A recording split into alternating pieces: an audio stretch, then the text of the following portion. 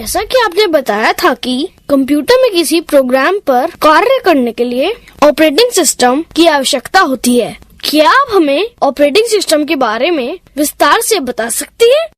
बिल्कुल रोहन, चलो हम ऑपरेटिंग सिस्टम के बारे में विस्तार से विचार करते हैं। ऑपरेटिंग सिस्टम एक प्रोग्राम है जो कंप्यूटर के अन्य प्रोग्रामों से पारस्परिक संबंध स्थापित करने में हमारी सहायता करता है। ऑपरेटिंग सिस्टम के बिना कंप्यूटर बेकार है। कई तरह के ऑपरेटिंग सिस्टम उपलब्ध होते हैं। ऑपरेटिंग सिस्टम प्रयोगकर्ता व कंप्यूटर के मध्य एक माध्यम का कार्य करता है। सभी प्रोग्रामों को चलने के लिए ऑपरेटिंग सिस्टम की आवश्यकता होती है, परंतु ऑपरेटिंग सिस्टम स्वतः ही चालू होता है। कंप्यूटर को चालू करते ही ऑपरेटिंग सिस्टम स्वतः ही चालू हो जाता है। ऑपरेटिंग सिस्टम के मुख्य कार्य हैं: यह कंप्यूटर को नियंत्रित करता है और उसके सभी भागों को उचित संबंध में लाता है। यह उपयोगकर्ता व कंप्यूटर के मध्य पारस्परिक संबंधों को सुगम करता है। यह इनपुट व आउटपुट यंत्रों को नियंत्रित करता है। यह कंप्यूटर प्रोग्राम के निष्पादन को नियंत्रित करता है। यह कंप्यूटर की मुख्य मेमोरी के प्रयोग को व्यवस्थित रखता है। यह फाइलों को व्यवस्थित रखने व उनसे काम लेने में आपकी सहायता करता है।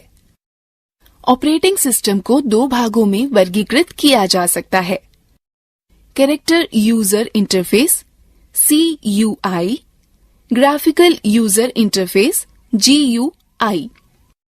एक एक कर हम इनके बारे में विचार करते हैं। कैरेक्टर यूजर इंटरफेस CUI में किसी तरह के आइकॉन या चित्र नहीं होते हैं। यह केवल लेख व अक्षरों पर चलता है। हम CUI पर लेखीय निर्देश जैसे रीनेम, CLS, CD, MD और DIR या डायरेक्टरी पर कमांड निर्देश देकर कार्य कर सकते हैं। CUI का एक उदाहरण है disk operating system. Graphical user interface GUI की पृष्ठभूमि चित्र वाली होती है और साथ साथ बहुत सारे आइकॉन भी होते हैं। GUI के उदाहरण हैं Windows XP, Windows XNT, Windows 7 और उबुंटू।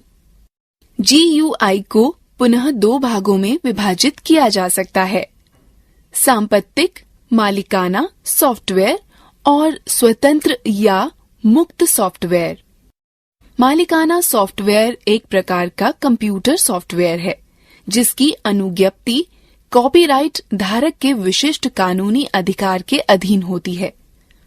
मालिकाना सॉफ्टवेयर के उपयोग के लिए अनुज्ञप्ति की आवश्यकता होती है, जो उसकी फीस देने या भुगतान करने के बाद ही प्राप्त होता है।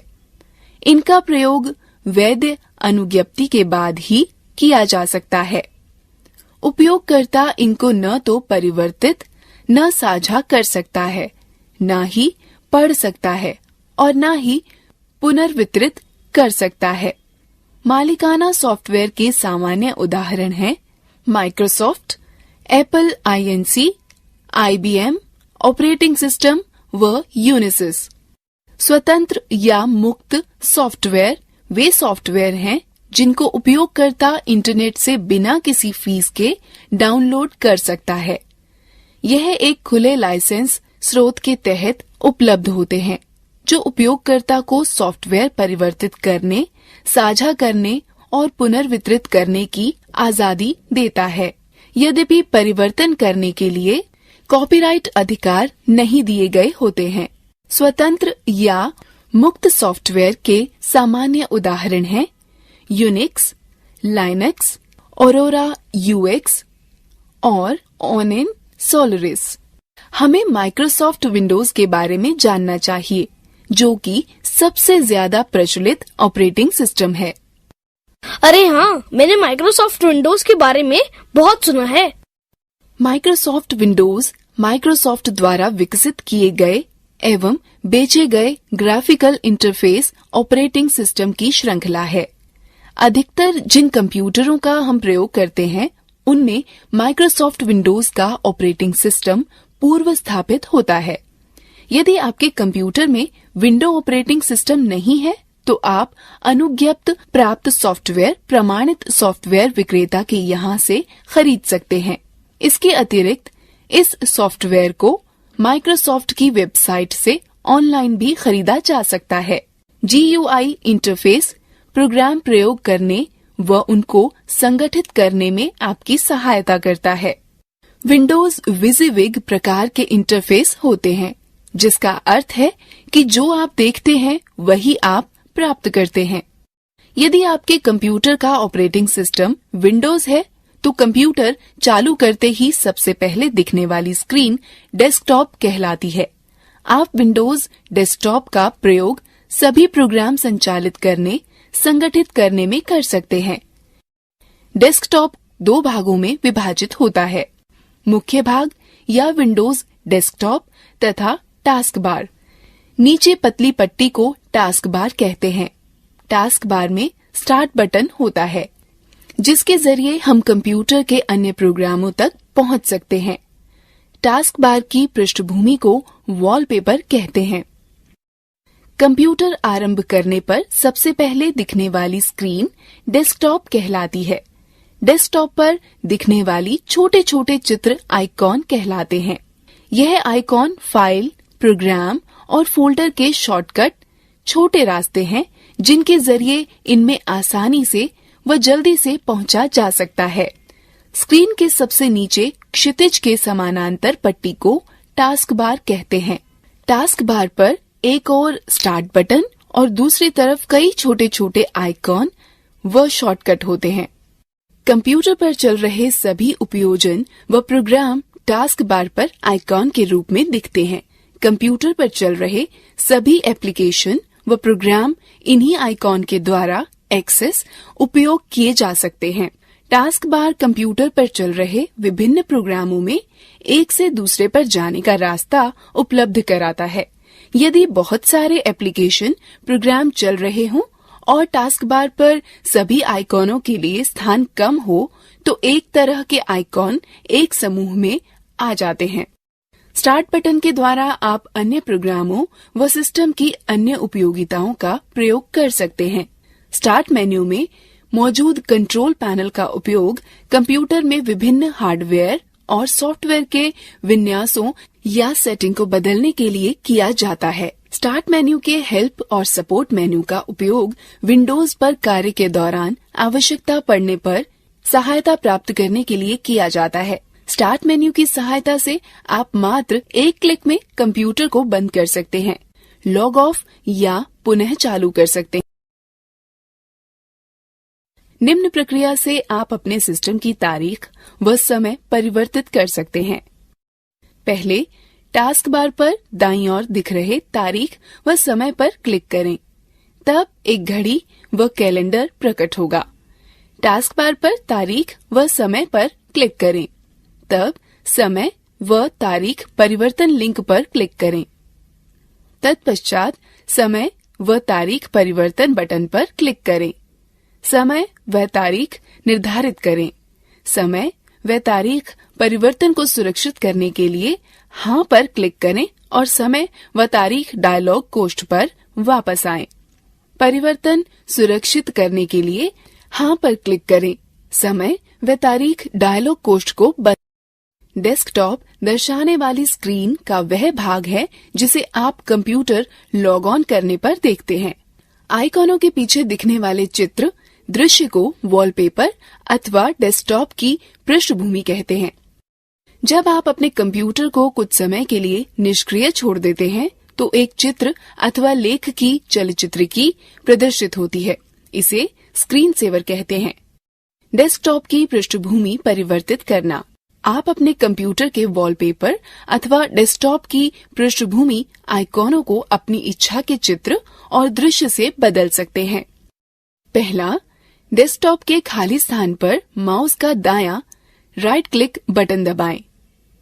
तत्पश्चात सूची के वैयक्तिक विकल्प पर क्लिक करें। तत्पश्चात डेस्कटॉप की पृष्ठभूमि लिंक पर क्लिक करें। तत्पश्चात चित्र का चयन करें और उसे डेस्कटॉप की पृष्ठभूमि की नियत करें। अंत में सेव या सुरक्षित बटन दबाकर परिवर्तनों को सुरक्षित करें। स्क्रीन सेवर नियत करना। यदि आप डेस्कटॉप की स्क्रीन सेवर परिवर्तित करना चाहते हैं तो यह प्रक्रिया अपनाएं। पहला, डेस्कटॉप के खाली स्थान पर उस माउस का दायां राइट क्लिक बटन दबाएं। तत्पश्चात सूची के वैयक्तिक विकल्प पर क्लिक करें। तत्पश्चात डेस्कटॉप की स्क्रीन सेवर लिंक पर क्लिक करें। तब स्क्रीन सेवर का ड्रॉप डाउन मेन्यू पर क्लिक कर सूची से स्क्रीन सेवर चुनें। तत्पश्चात स्क्रीन सेवर चालू करने के लिए वेट कॉम्बो बॉक्स से प्रतीक्षा समय के मिनट निर्धारित करें। तत्पश्चात प्रीव्यू बटन पर क्लिक कर स्क्रीन सेवर देखें। तब निर्धारित बटन पर क्लिक कर स्क्रीन सेवर को निर्धारित करें। अंत में सेव या सुरक्षित बटन दबाकर परिवर्तनों को सुरक्षित करें। अब रोहन, यह याद रखें कि एक कंप्यूटर में ऑपरेटिंग सिस्टम व व्यक्तिगत कार्यक्रमों के लिए उपलब्ध किसी सूचना को फाइल कहते हैं। एक फाइल एक दस्तावेज, चित्र, संगीत या चलचित्र हो सकती है। ढेर सारी फाइलों को एक स्थान पर रखने के लिए आप एक फोल्डर बनाते हैं। आप कंप्यूटर की किसी भी ड्राइव में फाइल या फोल्डर बना सकते हैं। फाइल या फोल्डर बनाने के पश्चात आप उसका नाम बदल सकते हैं, उसकी प्रतिलिपि बना सकते हैं, उसे कहीं और पेस्ट कर सकते हैं और उसे आवश्यकता अनुसार मिटा भी सकते हैं। हम किसी ड्राइव में एक नया फोल्डर कैसे बनाते हैं? आसान है, बस निम्न प्रक्रिया अपनाओ। पहले स्टार्ट बटन को दबाकर स्टार्ट मेन्यू को खोलें। तब कंप्यूटर विंडो या विंडोज एक्सप्लोरर प्रदर्शित करने के लिए कंप्यूटर पर क्लिक करें। तब डी ड्राइव में उपलब्ध सामग्री देखने के लिए क्लिक डी ड्राइव पर क्लिक करें। तब नया फोल्डर बनाने के लिए मेन्यू बार में नए फोल्डर पर क्लिक करें। नए फोल्डर को नाम दे सकते हैं और एंटर दबाएं। आप फोल्डर के अंदर भी फोल्डर बना सकते हैं, जिसे सब फोल्डर कहते हैं। एक फोल्डर का चयन करें और उसे खोलें। उसमें खाली स्थान पर राइट क्लिक करें तो पॉप अप मेन्यू प्रकट होगा। उसमें सबसे पहले नया पर क्लिक करें और फिर फोल्डर चुनें। एक फोल्डर सृजित हो जाएगा।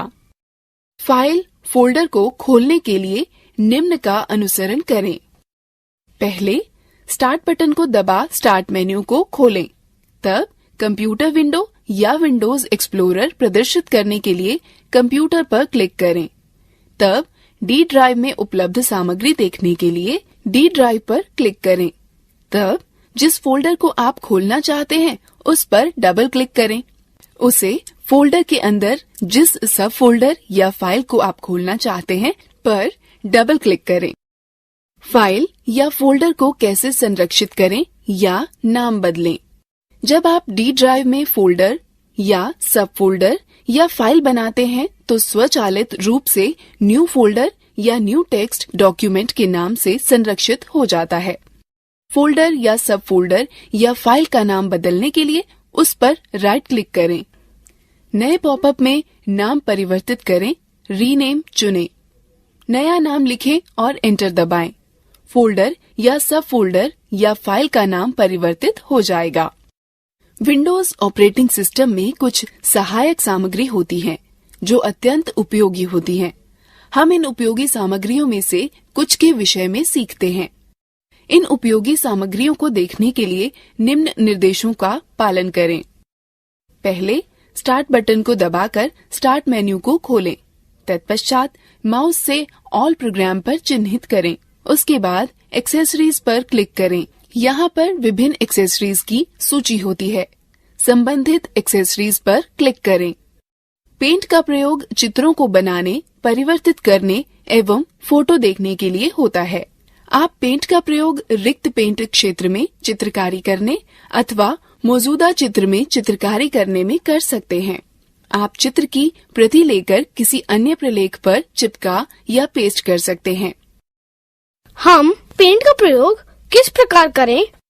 पेंट का उपयोग करने के लिए सर्वप्रथम स्टार्ट बटन को दबा स्टार्ट मेन्यू को खोलें।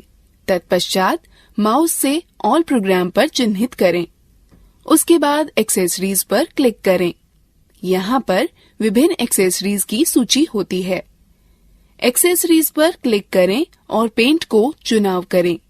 तब पेंट विंडो दिखने लगेगा। आप देखेंगे कि पेंट विंडो 4 भागों में विभाजित है। Paint button, quick access toolbar, drawing area एवं रिबन। पेंट बटन के साथ आप कई तरह के कार्य कर सकते हैं। पेंट बटन के विभिन्न विकल्प हैं। खोलें, ओपन, नया, न्यू, संरक्षित करें, सेव और छापें, print. Quick access toolbar अक्सर प्रयोग में लाए जाने वाले उपकरण जैसे सेव, रीडू और अंडू तुरंत उपलब्ध कराने में आपकी सहायता करता है। रिबन में 2 टैब होती हैं, होम और व्यू। होम टैब उन उपकरणों को उपलब्ध कराता है जो चित्र बनाने अथवा उसे सुधारने में प्रयुक्त होते हैं। यह क्लिपबोर्ड, ब्रश, टूल, शेप और कलर आदि होते हैं। क्लिपबोर्ड में 3 विकल्प होते हैं, कट, कॉपी व पेस्ट, जिन विकल्पों का प्रयोग कर आप पेंट पर चुनी गई वस्तु को काट सकते हैं, प्रतिलिपि या प्रतिबिंब बना सकते हैं अथवा चिपका सकते हैं। यह विकल्प एक ही विषय को कई बार प्रयोग करने में आपकी सहायता करता है। प्रतिबिंब का चुनाव आपको उन विषयों को चुनने व संपादित करने में सहायता करता है जिनको आप चयनित करना चाहते हैं, काट छांट करना चाहते हैं, आकृति में परिवर्तन करना चाहते हैं अथवा घुमाना चाहते हैं। उपकरण, टूल का चयन आपको विभिन्न उपकरण उपलब्ध कराता है जिससे आप आकृति बना व संपादित कर सकते हैं। यह उपकरण है पेंसिल, रंग भरना, लिखना, मिटाना, रंग उठाना और बड़ा करना।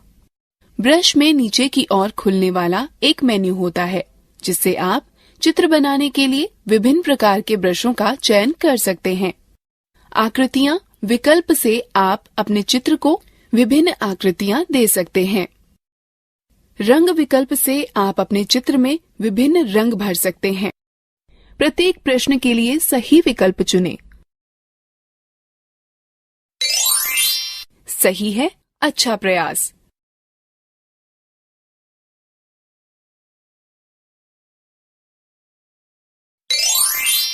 सही है, अच्छा प्रयास।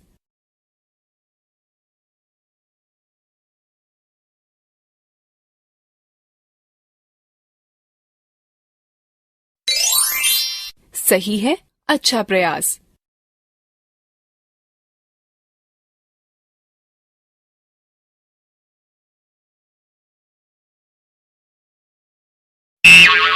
सही नहीं है, कृपया पुनः प्रयास करें। सही है, अच्छा प्रयास। दीदी, तुमने यह भी कहा था कि माइक्रोसॉफ्ट विंडो के विपरीत यहाँ मुफ्त ऑपरेटिंग सिस्टम भी उपलब्ध हैं। क्या तुम इसके बारे में और ज्यादा जानती हो? हाँ रोहन, लाइनक्स एक बहुत प्रसिद्ध मुक्त अथवा खुले स्रोत का ऑपरेटिंग सिस्टम है। यह सॉफ्टवेयर सबके लिए मुफ्त है और इंटरनेट से डाउनलोड भी किया जा सकता है। चलो हम इस पर नजर डालते हैं। लाइनक्स यूनिक्स ऑपरेटिंग सिस्टम एक बहुत ही जाना माना वर्जन है जो लाइनस टोरवाल्ड्स द्वारा विकसित किया गया है। लाइनक्स माइक्रोसॉफ्ट विंडो जैसे दूसरे ऑपरेटिंग सिस्टम की तरह होता है। लाइनक्स की सबसे खास बात यह है कि ये बहुत ही गतिशील है।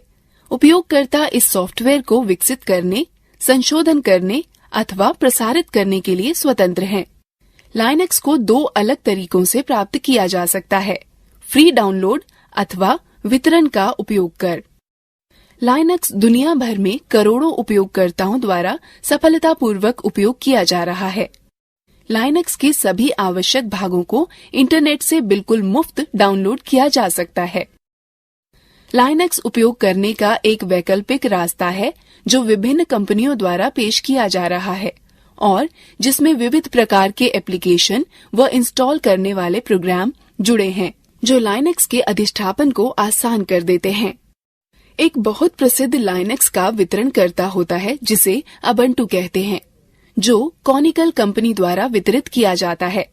अब हमें उबुंटू के बारे में सीखना चाहिए।